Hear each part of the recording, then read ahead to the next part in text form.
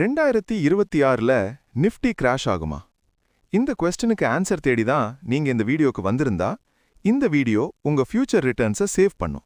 ஏன்னா உண்மை என்னன்னா 2026ல கிராஷ் வருமா வராதான்னு யாருக்கும் தெரியாது.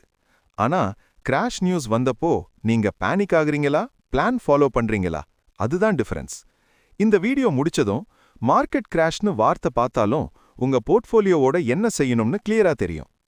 2026 இன்னும் ஸ்டார்ட் ஆகி சில வாரங்கள் தான் ஆனது.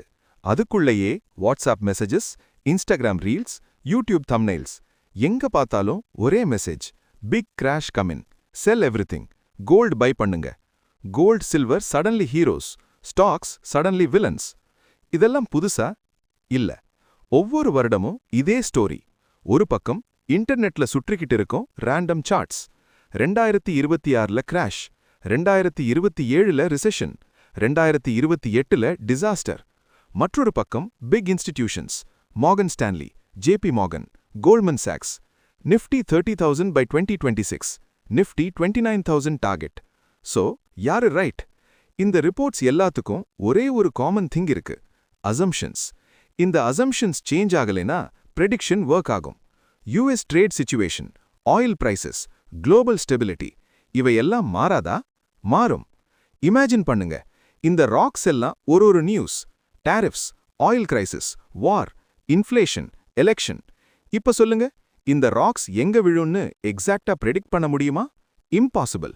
அப்படின்னா மார்க்கெட்டை ப்ரெடிக்ட் பண்ண முடியுமா? நோ. நியூஸ் பார்த்து மார்க்கெட்டை ப்ரெடிக்ட் பண்ண முடியாது. இதுதான் இந்த வீடியோவின் ஹார்ட். லோல பை பண்ணலாம், ஹைல செல் பண்ணலாம்.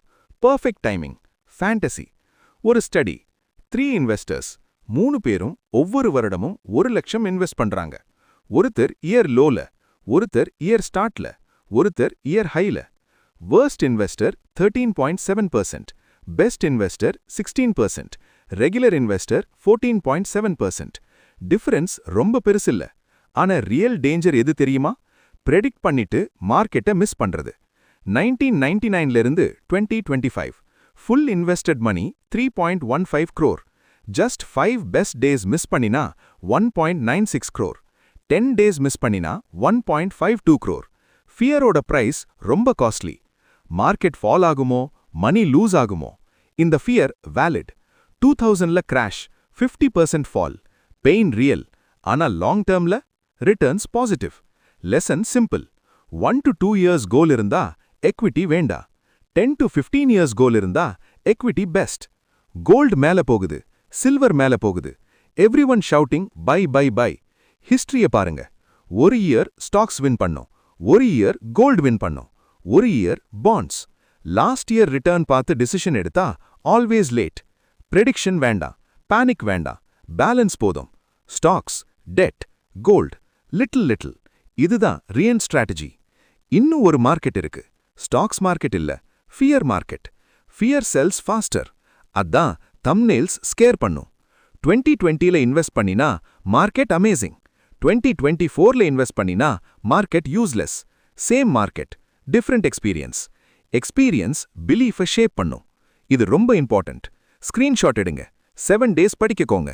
மார்க்கெட் எங்க போகும்னு யாருக்கும் தெரியாது. ஆனா பேனிக் டிசிஷன்ஸ் லாங் டேர்ம் வெல்த்தை டெஸ்ட்ராய் பண்ணும். நெக்ஸ்ட் டைம் மார்க்கெட் கிராஷ்னு நியூஸ் பார்த்தா பேனிக் வேண்டாம்.